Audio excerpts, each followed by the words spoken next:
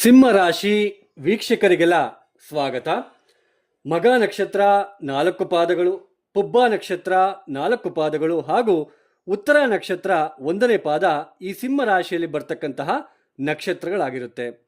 ಈ 2026 ಜೂನ್ ಇದೇ ಬರ್ತಕ್ಕಂತಹ ಜೂನ್ 2ನೇ ತಾರೀಕು ಗುರು ಮಿಥುನ ರಾಶಿಯನ್ನು ಬಿಟ್ಟು ಕರ್ಕಾಟಕ ರಾಶಿಗೆ ಪ್ರವೇಶವನ್ನು ಮಾಡ್ತಾ ಇದ್ದಾರೆ. ಈ ಗುರುವಿನ ಕರ್ಕಾಟಕ ರಾಶಿ ಪ್ರವೇಶ ಏನಿದೆ, ಈ ಪ್ರವೇಶದಿಂದ ಸಿಂಹ ರಾಶಿಯ ವ್ಯಕ್ತಿಗಳಲ್ಲಿ ಯಾವ ಬದಲಾವಣೆಗಳು ಆಗ್ತಾ ಹೋಗುತ್ತೆ, ಸಿಂಹ ರಾಶಿಯ ಜಾತಕದವರಿಗೆ ಯಾವ ರೀತಿಯ ಬದಲಾವಣೆಗಳು ಆಗ್ತಾ ಹೋಗುತ್ತೆ ಅಂತಕ್ಕಂತಹ ಅದನ್ನು ನಾವು ಈ ವಿಡಿಯೋದಲ್ಲಿ ನೋಡ್ತಾ ಹೋಗೋಣ. ನೋಡಿ, ಈ 2025 ಮೇಯಿಂದ ನಿಮಗೆ ಸ್ವಲ್ಪ ಗುರುಬಲ ಬಂತು. ಯಾಕೆಂದರೆ ಅಷ್ಟಮ ಶನಿ ನಡೀತಾ ಇದೆ. ಅಷ್ಟಮ ಶನಿ ನಡೆಯುವ ಸಮಯದಲ್ಲೂ ಕೂಡ ಈ ಸಿಂಹ ರಾಶಿಯವರಿಗೆ ಸ್ವಲ್ಪನಾದ್ರೂ ಅಲ್ಪ ಸ್ವಲ್ಪ ಒಳ್ಳೆಯದಾಗಿದೆ ಅಂದರೆ 2025ನೇ ಇಸ್ವಿಯಲ್ಲಿ ಅದು ಕೇವಲ ಗುರುಬಲದಿಂದ. ನೋಡಿ, ಒಂದು ಕಿವಿ ಮಾತನ್ನು ನಾನಿಲ್ಲಿ ಹೇಳೋದಕ್ಕೆ ಇಷ್ಟಪಡ್ತೇನೆ. ನೋಡಿ, ಗುರುಬಲ, ಶನಿಬಲ, ರಾಹು ಕೇತು ಬಲ ಅನ್ನೋದು ಯಾವಾಗ ನಮಗೆ ಸಹಾಯ ಮಾಡುತ್ತೆ ಅನ್ನೋದನ್ನು ಕೂಡ ನಾನು ನಿಮಗೆ ಹೇಳ್ತೇನೆ. ನೋಡಿ, ನಾವೆಲ್ಲ ರಾಶಿ ಫಲಿತಾಂಶ ಇದ್ರ ಮೇಲೆ ನಂಬ್ತಾ ಹೋಗ್ತಾ ಇದ್ದೀವಿ. ಇದೇ ಮೇನ್ ಇಂಪಾರ್ಟೆಂಟು, ಇದೇ ಮುಖ್ಯವಾಗಿರ್ತಕ್ಕಂಥದ್ದು ಅಂತಕ್ಕಂತಹ ಒಂದು ಭಾವನೆ ಬಂದ್ಬಿಟ್ಟಿದೆ. ನೋಡಿ, ವೈಯಕ್ತಿಕ ಜನ್ಮ ಜಾತಕ ತುಂಬ ಮುಖ್ಯವಾಗಿರ್ತಕ್ಕಂಥದ್ದು. ನಾವು ಏನು ಹುಟ್ಟಿದ್ದೀವಪ್ಪ ಭೂಮಿಗೆ, ನಾವೇನು ಬಂದಿದ್ದೀವಿ ಅಲ್ವಾ, ನಾವು ಯಾವ ದಿನ ಬಂದಿದ್ದೀವಿ, ಯಾವ ಟೈಮಲ್ಲಿ ಹುಟ್ಟಿದ್ದೀವಿ, ಯಾವ ವರ್ಷದಲ್ಲಿ ಹುಟ್ಟಿದ್ದೀವಿ, ಯಾವ ತಿಂಗಳಲ್ಲಿ ಹುಟ್ಟಿದ್ದೀವಿ ಅಂತ ಇರುತ್ತೆ. ಆ ದಿನ ಏನು ನಾವು ಹುಟ್ಟಿರ್ತಕ್ಕಂತಹ ಸಮಯಕ್ಕೆ ಗ್ರಹ ಸ್ಥಾನಗಳು ಅಂತಕ್ಕಂಥದ್ದು ಏನಿರುತ್ತೆ, ಸೊ ಅದು ಚೆನ್ನಾಗಿದ್ದರೆ, ಅದು ಕರ್ಮ ನಾವು ತುಂಬ ಒಳ್ಳೆಯದನ್ನೇ ನಾವು ಪಡ್ಕೊಂಬಂದಿದ್ರೆ ನಮಗೆ ಒಳ್ಳೆಯ ಗ್ರಹಗತಿಗಳು ಇರುತ್ತೆ. ಆ ದಶಾಭುಕ್ತಿಗಳು ಚೆನ್ನಾಗಿ ನಡ್ಕೊಳ್ತಾ ಹೋಗ್ತಾ ಇರುತ್ತೆ. ಸೊ ನಮ್ಮ ಜೀವನನೂ ಕೂಡ ಚೆನ್ನಾಗಿರುತ್ತೆ. ಈ ಗೋಚಾರದಲ್ಲಿ ಇರ್ತಕ್ಕಂಥ ಗುರುಬಲ, ಶನಿಬಲ ಅವಾಗೆಲ್ಲ ಅವಶ್ಯಕತೆ ಇರೋದಿಲ್ಲ. ಯಾವಾಗ ಗುರುಬಲ ಬೇಕು, ಶನಿಬಲ ಬೇಕು ಒಬ್ಬ ವ್ಯಕ್ತಿಗೆ ಅಂದರೆ, ನಮ್ಮ ವೈಯಕ್ತಿಕ ಜನ್ಮ ಜಾತಕದಲ್ಲಿ ದಶಾಭುಕ್ತಿಗಳು ಚೆನ್ನಾಗಿಲ್ಲ. ಫಾರ್ ಎಕ್ಸಾಂಪಲ್, ದಶಾಭುಕ್ತಿ ಅಂದ್ರೇನು, ಒಂದೊಂದು ಗ್ರಹ ದಶ. ಇವಾಗ ಗುರು ಮಹಾದಶ 16 ವರ್ಷ ಇರುತ್ತೆ. ನಮಗೆ ನಮ್ಮ ಜನ್ಮ ಜಾತಕದಲ್ಲಿ ಗುರು ಚೆನ್ನಾಗಿದ್ದಾರೆ ಅಂತ ಇಟ್ಕೊಳ್ಳಿ. ಗುರು ಚೆನ್ನಾಗಿದ್ದರೆ ಆ 16 ವರ್ಷನೂ ಕೂಡ ತುಂಬ ಚೆನ್ನಾಗಿರುತ್ತೆ. ಸಾಕಷ್ಟು ದುಡ್ಡು, ಹಣಕಾಸು, ಆರ್ಥಿಕ ವಿಚಾರದಲ್ಲಿ ತೊಂದರೆ ಇರೋದಿಲ್ಲ, ಒಳ್ಳೆಯ ಹೆಸರು, ಒಳ್ಳೆ ದೇವರ ದರ್ಶನಗಳನ್ನು ಮಾಡ್ಕೊಳ್ತಾರೆ ಅಂಥವ್ರು, ಒಳ್ಳೆಯ ಹೆಸರು ಗಳಿಸ್ತಾರೆ, ಆ ಥರ ಇರುತ್ತೆ 16 ವರ್ಷನೂ. ಶುಕ್ರ ಮಹಾದಶ 20 ವರ್ಷ. ಶುಕ್ರ ಮಹಾದಶ ಎಲ್ಲರಿಗೂ ಕೈ ಹಿಡಿಯೋದಿಲ್ಲ. ಶುಕ್ರದಶ 20 ವರ್ಷ ಇರುತ್ತೆ. ಸೊ ಶುಕ್ರ ಏನಾದರೂ ಬಲಹೀನ ಸ್ಥಿತಿಯಲ್ಲಿದ್ದು ಅಷ್ಟಕವರ್ಗ ಬಿಂದುಗಳು ಕಡಿಮೆ ಕೊಟ್ಟಿದ್ರೆ ಆ ಶುಕ್ರ ಮಹಾದಶ ಅನ್ನೋದು ಸಾಕಷ್ಟು ನೋವು ಕೊಡುತ್ತೆ. ಸ್ತ್ರೀಯರಿಂದ ಸಾಕಷ್ಟು ತೊಂದರೆಗಳನ್ನು ನಾವು ಪಡಬೇಕಾಗುತ್ತೆ. ಸೊ ಗ್ರಹದಶ ಅಂದರೆ ಆ ಥರ ಇರುತ್ತೆ.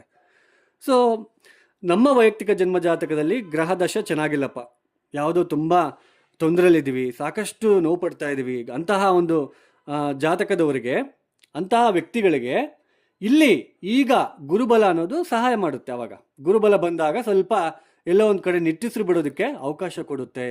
ಸೊ ಗುರುಬಲ, ಶನಿಬಲ ಇವೆರಡರಿಂದನೇ ನಮ್ಮ ಜೀವನದಲ್ಲಿ ಎಲ್ಲವೂ ನಡೆಯೋದಿಲ್ಲ. ನಾನು ಸಾಕಷ್ಟು ವಿಡಿಯೋದಲ್ಲಿ ಹೇಳ್ತಾ ಬರ್ತಾ ಇದ್ದೇನೆ. ಬರೀ ರಾಶಿ ಫಲಿತಾಂಶ ಅಂತ ನಂಬೋದಕ್ಕೆ ಹೋಗಬೇಡಿ ದಯವಿಟ್ಟು. ನಮ್ಮ ವೈಯಕ್ತಿಕ ಜನ್ಮ ಜಾತಕದಲ್ಲಿ ಚೆನ್ನಾಗಿದೆಯಾ, ಇವೆಲ್ಲ ಬೇಕಾಗಿಲ್ಲ ರೀ. ಇವೆಲ್ಲ ಯಾವುದು ಬೇಕಾಗಿಲ್ಲ. ನಮ್ಮ ಜನ್ಮ ಜಾತಕ ಚೆನ್ನಾಗಿಲ್ವಾ, ಅದು ಕರ್ಮ ನಾವು ಅನುಭವಿಸ್ಲೇಬೇಕು. ನಾವು ಅದನ್ನು ಕರೆಕ್ಟಾಗಿ ಪರಿಹಾರ ಮಾಡ್ಕೊಳಕ್ಕೂ ಬಿಡೋದಿಲ್ಲ ಆ ಗ್ರಹ ಸ್ಥಿತಿ. ಸೊ ಅರ್ಥ ಮಾಡ್ಕೊಳೋದಕ್ಕೆ ಪ್ರಯತ್ನ ಮಾಡಿ. ಈ 2026 ಜೂನ್ 2ನೇ ತಾರೀಕು ಗುರು ಕರ್ಕಾಟಕ ರಾಶಿಗೆ ಬರ್ತಾರೆ.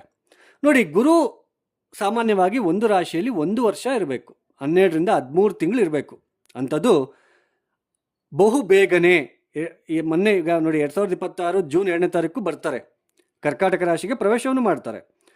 ಕೇವಲ 5 ತಿಂಗಳಲ್ಲಿ ಇರ್ತಾರೆ ಕರ್ಕಾಟಕ ರಾಶಿಯಲ್ಲಿ. ಅಕ್ಟೋಬರ್ 31ಕ್ಕೆ ಜನ್ಮರಾಶಿ ಅಂದರೆ ನಿಮ್ಮ ರಾಶಿಗೆ ಬಂದ್ಬಿಡ್ತಾರೆ, ಸಿಂಹ ರಾಶಿಗೆ ಬಂದು ಕೂತ್ಕೊತಾರೆ.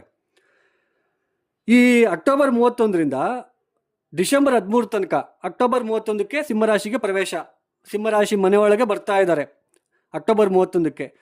ಹಾಗೆ ಮುಂದಕ್ಕೆ ಬಂದು ಡಿಸೆಂಬರ್ 13ಕ್ಕೆ ಮತ್ತೆ ಟರ್ನ್ ಆಗ್ತಾರೆ, ಹಿಮ್ಮುಖ ಚಲನೆ, ವಕ್ರಗತಿ ಪ್ರಾರಂಭ ಮಾಡ್ಕೊಳ್ತಾ ಹೋಗ್ತಾರೆ. ಹಿಂದಕ್ಕೆ ಮತ್ತೆ ನಿಧಾನವಾಗಿ ಹಿಂದಕ್ಕೆ ಹೋಗ್ತಾರೆ.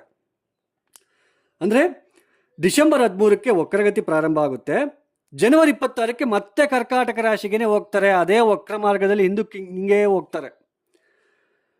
ಆವಾಗ ಮತ್ತೆ ಯಾವಾಗ ಅವರು ವಕ್ರತ್ಯಾಗ ಮಾಡೋದು ಅಂದರೆ ಏಪ್ರಿಲ್ 13ಕ್ಕೆ, ಅಂದರೆ ಡಿಸೆಂಬರ್ 13ಕ್ಕೆ ವಕ್ರಗತಿ ಪ್ರಾರಂಭ ಮಾಡಿಕೊಂಡು ಏಪ್ರಿಲ್ 13ಕ್ಕೆ ಇಲ್ಲಿ ಕರ್ಕಾಟಕ ರಾಶಿಯಲ್ಲಿ ವಕ್ರತ್ಯಾಗವನ್ನು ಮಾಡ್ತಾರೆ. ಸೊ ಇದು ಪ್ರೊಸೀಜರು. 5 ತಿಂಗಳು ಮಾತ್ರ ಇಲ್ಲಿರ್ತಾರೆ. ಅಕ್ಟೋಬರ್ 31ಕ್ಕೆ ಬರ್ತಾರೆ, ಮತ್ತೆ ಸ್ವಲ್ಪ ದಿನ ಇದ್ದು ಮತ್ತೆ ವಕ್ರಿಯಾಗಿ ಮತ್ತೆ ಹಿಂದಕ್ಕೆ ಹೋಗಿ ವಕ್ರಗತಿಯಲ್ಲೇ ಮತ್ತೆ ಅಲ್ಲೇ ಸಂಚಾರ ಮಾಡಿ ಮತ್ತೆ ಫಾರ್ವರ್ಡ್ ಮೋಷನಲ್ಲಿ ಬರ್ತಾರೆ ಏಪ್ರಿಲ್ 13ಕ್ಕೆ. ಇದು ಈ ಒಂದು ಪ್ರೊಸೀಜರು. ಈಗ ಸಿಂಹ ರಾಶಿಯವರಿಗೆ ಜೂನ್ 2ನೇ ತಾರೀಕಿನಿಂದ ಗುರು 12ನೇ ಮನೆಗೆ ಬರ್ತಾ ಇದ್ದಾರೆ, ವ್ಯಯಸ್ಥಾನಕ್ಕೆ ಬರ್ತಾ ಇದ್ದಾರೆ. ಪಂಚಮಾಧಿಪತಿಯಾಗಿರ್ತಕ್ಕಂತಹ ಗುರು 12ನೇ ಮನೆಗೆ ಬರ್ತಾ ಇರೋದ್ರಿಂದ ನೋಡಿ, ಖರ್ಚುಗಳು ವಿಪರೀತ ಆಗ್ತಾ ಹೋಗುತ್ತೆ. ಸಾಕಷ್ಟು ಖರ್ಚುಗಳು ಮಾಡಬೇಕಾಗಿರುತ್ತೆ. ಗ್ಯಾಸ್ಟ್ರಿಕ್ ಸಮಸ್ಯೆಗಳು ಉಂಟಾಗ್ತಕ್ಕಂಥದ್ದು, ಆರೋಗ್ಯದ ವಿಚಾರದಲ್ಲಿ ಸಾಕಷ್ಟು ಹೊಟ್ಟೆಗೆ ಸಂಬಂಧಪಡ್ತಕ್ಕಂಥದ್ದು, ಗ್ಯಾಸ್ಟ್ರಿಕ್ ಅಜೀರ್ಣತೆ, ಏನಾದರೂ ಒಂದು ತೊಂದರೆ ಆಗ್ತಕ್ಕಂಥದ್ದು ಆರೋಗ್ಯದಲ್ಲಿ, ಹಾಗೂ ಖರ್ಚುಗಳು ಜಾಸ್ತಿ. ಅದು ಶುಭ ಖರ್ಚುಗಳು. ವ್ಯಯಸ್ಥಾನದಲ್ಲಿ ಗುರು ಸಂಚಾರ ನಡೀತಾ ಇರೋದ್ರಿಂದ ಸ್ವಲ್ಪ ಶುಭ ಖರ್ಚುಗಳು. ಮಕ್ಕಳು ಪಂಚಮಾಧಿಪತಿ 12ನೇ ಮನೇಲಿ ಇರೋದ್ರಿಂದ ಮಕ್ಕಳಿಗೆ ಸಾಕಷ್ಟು ಖರ್ಚು ಮಾಡಬೇಕು. ನೀವೆಷ್ಟೇ ಖರ್ಚು ಮಾಡಿದ್ರು, ನೀವೆಷ್ಟೇ ಚೆನ್ನಾಗಿ ನೋಡ್ಕೊಂಡ್ರು, ನೀವೆಷ್ಟೇ ನಿಮ್ಮ ಹೆಂಡತಿನ ಅಥವಾ ನಿಮ್ಮ ಗಂಡನ್ನ ಚೆನ್ನಾಗಿ ನೋಡ್ಕೊಂಡ್ರು, ಏನು ನೋಡ್ಕೊತಿದ್ಯಾ ಅನ್ನೋ ಮಾತು ಕೇಳಿಸ್ತಾ ಬರುತ್ತೆ ಇವಾಗ. ಯಾಕೆಂದರೆ ಗುರುಬಲ ಹೊರಟೋಗ್ಬಿಡುತ್ತೆ. ಇಲ್ಲಿ ಅಷ್ಟಮ ಶನಿ ಬೇರೆ ಇದೆ. 2025ರಲ್ಲಿ ಅಷ್ಟಮ ಶನಿ ಇದ್ರೂ ಕೂಡ ನಿಮ್ಮನ್ನ ಗುರುಬಲ ಬಂತು, ಕಾಪಾಡ್ತು. ಬಟ್ ಈಗ ಗುರುಬಲ ಹೊರಟೋಗ್ತಾ ಇದೆ. ಸೊ ಶನಿಯ ದೃಷ್ಟಿ ದಶಮ ಸ್ಥಾನಕ್ಕೆ. ಶನಿ ತಾನಿರುವ ರಾಶಿಯಿಂದ 3ನೇ ಮನೆಯನ್ನು ನೋಡ್ತಾರೆ, ತಾನಿರುವ ರಾಶಿಯಿಂದ ಸಪ್ತಮ ಭಾವವನ್ನು ನೋಡ್ತಾರೆ, ತಾನಿರುವ ರಾಶಿಯಿಂದ ದಶಮ ಭಾವವನ್ನು ನೋಡ್ತಾರೆ. ಅಂದರೆ ನಿಮ್ಮ ರಾಶಿಯಿಂದ ಎಷ್ಟನೇ ಮನೆ? 3ನೇ ಮನೆ, 10ನೇ ಮನೆಯನ್ನು ನೋಡ್ತಾರೆ. ವೃತ್ತಿ ವಿಚಾರದಲ್ಲಿ ಸಾಕಷ್ಟು ತೊಂದರೆ ಅನುಭವಿಸ್ಬೇಕು, ಆದಾಯ ಕಡಿಮೆ, ಕೆಲಸ ಜಾಸ್ತಿ, ಸಾಕಷ್ಟು ಅವಮಾನಗಳನ್ನು ಪಡಬೇಕಾಗಿರೋ ಪರಿಸ್ಥಿತಿಗಳು ನಿರ್ಮಾಣ ಆಗ್ತಕ್ಕಂಥದ್ದು, ಉದ್ಯೋಗ ಕಳ್ಕೊಬೇಕಾಗಿರೋ ಪರಿಸ್ಥಿತಿಗಳು ನಿರ್ಮಾಣ ಆಗ್ತಕ್ಕಂಥದ್ದು. ಏನಪ್ಪ ನಾನು ಒಳ್ಳೆ ಪೊಸಿಷನಲ್ಲಿದ್ದೆ, ಬಂದು ಕೆಳಗಡೆ ಕುತ್ಕೊಂಡ್ಬಿಟ್ಟಿದ್ದೀನಿ ಅಂತಕ್ಕಂಥ ಒಂದು ಭಾವನೆ ಬರುತ್ತೆ. ಯಾವಾಗ ಶನಿ ದೃಷ್ಟಿ ತಾನಿರುವ ರಾಶಿಯಿಂದ ಸಪ್ತಮ ಭಾವಕ್ಕೆ ನೋಡ್ತಾರೆ ಅಂದರೆ ನಿಮ್ಮ ಜನ್ಮ ರಾಶಿಯಿಂದ ದ್ವಿತೀಯ ಸ್ಥಾನಕ್ಕೆ, ಕುಟುಂಬ ಸ್ಥಳ ಆದಮೇಲೆ ನೋಡ್ತಾರೆ. ಆಮೇಲೆ ಪಂಚಮ ಭಾವವನ್ನು ನೋಡ್ತಾರೆ. ದಶಮ ದೃಷ್ಟಿ ಅಂದರೆ ಪಂಚಮ ಭಾವ. ನೋಡಿ, ಪಂಚಮಾಧಿಪತಿ 12ನೇ ಮನೆಗೆ ಹೋದ್ರು, ಶನಿ ದೃಷ್ಟಿಯಲ್ಲಿ ಬಿತ್ತು. ಮೇಜರ್ ಆಗಿ ಬಿಸ್ನೆಸ್ ಟ್ರಾನ್ಸಾಕ್ಷನ್ ಮಾಡೋದಕ್ಕೆ ಇದು ಉತ್ತಮವಾದ ಸಮಯ ಅಲ್ಲ. ವ್ಯಾಪಾರ ವಿಸ್ತರಣೆ ಮಾಡ್ತೀನಿ, ಇನ್ನು ಸ್ವಲ್ಪ ಇನ್ವೆಸ್ಟ್ಮೆಂಟ್ ಮಾಡಿ ವ್ಯಾಪಾರವನ್ನು ತುಂಬ ದೊಡ್ಡದಾಗಿ ಮಾಡ್ಕೊತೀನಿ ಅಂತಕ್ಕಂಥವ್ರಿಗೆ ಕಿವಿ ಮಾತು ಮಾಡಬೇಕು. ಅದನ್ನೆಲ್ಲ ಮಾಡೋದಕ್ಕೆ ಸ್ವಲ್ಪ ಹೋಗಬೇಡಿ. ನಿಮ್ಮ ವೈಯಕ್ತಿಕ ಜನ್ಮ ಜಾತಕ ಕೂಡ ಒಂದ್ಸಲ ಚೆಕ್ ಮಾಡಿಸ್ಕೋಬೇಕಾಗುತ್ತೆ.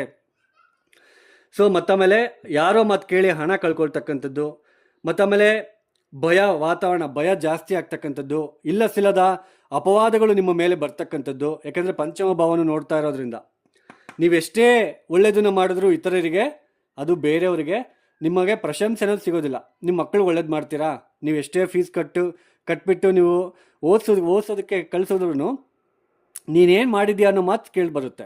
ನಿಮ್ಮ ಹೆಂಡತಿ ಅಥವಾ ಗಂಡ ನೀವೆಷ್ಟೇ ಒಳ್ಳೆಯದನ್ನು ಮಾಡಿದ್ರು ಅವರಿಗೆ ನೀನೇನು ಮಾಡಿಲ್ಲ ನನಗೆ ಅಂತಕ್ಕಂಥ ಒಂದು ಭಾವನೆ ಬರ್ತಕ್ಕಂಥದ್ದು ಸಿಗ್ತಾ ಹೋಗುತ್ತೆ ಇಲ್ಲಿ.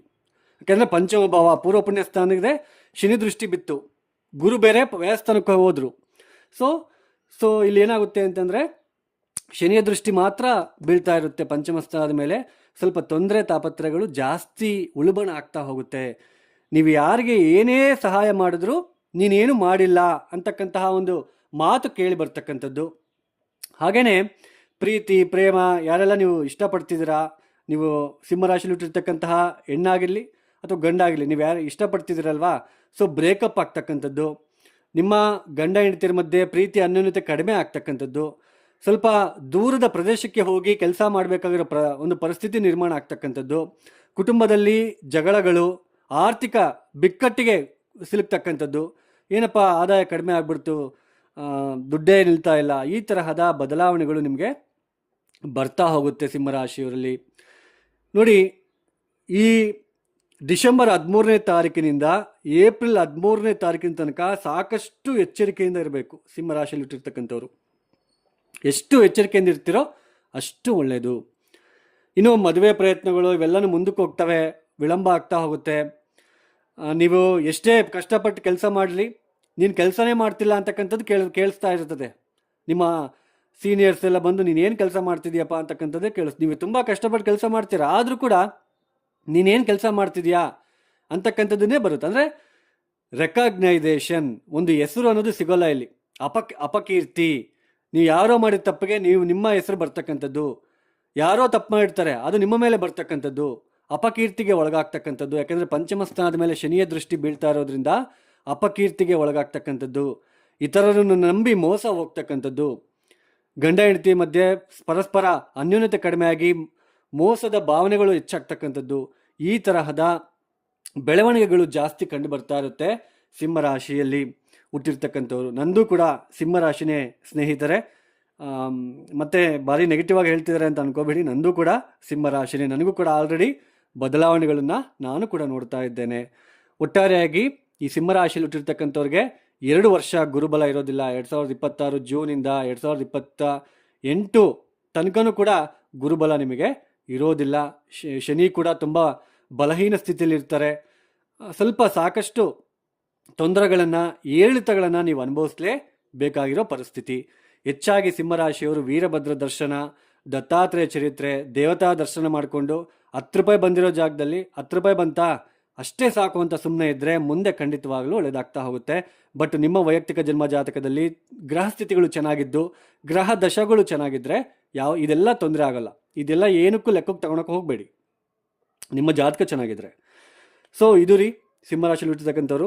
ಯಾರೆಲ್ಲ ಈ ವಿಡಿಯೋನ ನೋಡ್ತಾ ಇದ್ದೀರಾ, ನಿಮ್ಗೆ ಇಷ್ಟ ಆಗಿದ್ರೆ ಮಾತ್ರ ಲೈಕ್ ಮಾಡಿ, ಶೇರ್ ಮಾಡಿ, ಸಬ್ಸ್ಕ್ರೈಬ್ ಮಾಡ್ಕೊಳ್ಳಿ. ಹಾಗೂ ಯಾರಿಗಾದರೂ ಆಸ್ಟ್ರಾಲಜಿ ಕನ್ಸಲ್ಟೇಷನ್ ಬೇಕು ಅಂತಂದರೆ ಡಿಸ್ಪ್ಲೇ ಆಗ್ತಿರೋ ನಂಬರ್ಗೆ ಕರೆ ಮಾಡಿ. ಯಾಕೆಂದರೆ ಅಷ್ಟಕವರ್ಗ ಬಿಂದುಗಳು ನಾನು ಚೆಕ್ ಮಾಡಿ ನಿಮಗೆ ಹೇಳ್ಬೋದು. ನಿಮ್ಗೇನಾದರೂ ಕನ್ಸಲ್ಟೇಷನ್ ತೊಗೊಂಡ್ರೆ ಗುರು ಇಲ್ಲಿ ಬಂದಾಗ 12ನೇ ಮನೆಗೆ ಬಂದಾಗ ಬಲಿಷ್ಠರಾಗಿದ್ದಾರಾ, ಬಲಹೀನರಾಗಿದ್ದಾರಾ, ಸೊ ಯಾವ ಥರ ಪ್ರಾಬ್ಲಮ್ ಇರುತ್ತೆ, ಸೊ ಪ್ರತಿಯೊಂದು ನಾನು ನಿಮಗೆ ಎಕ್ಸ್ಪ್ಲೇನ್ ಮಾಡಿಕೊಡ್ತೇನೆ. ಸೊ ಯಾರಿಗಾದರೂ ಆಸ್ಟ್ರಾಲಜಿ ಕನ್ಸಲ್ಟೇಷನ್ ಬೇಕು ಅಂತಂದರೆ ಡಿಸ್ಪ್ಲೇ ಆಗ್ತಿರೋ ನಂಬರ್ಗೆ ನೇರವಾಗಿ ಕರೆಯನ್ನು ಮಾಡಿ. ಸರ್ವೇ ಜನೋ ಸುಖಿನೋ ಭವಂತು. ಧನ್ಯವಾದಗಳು. ಜೈ ಶ್ರೀರಾಮ್.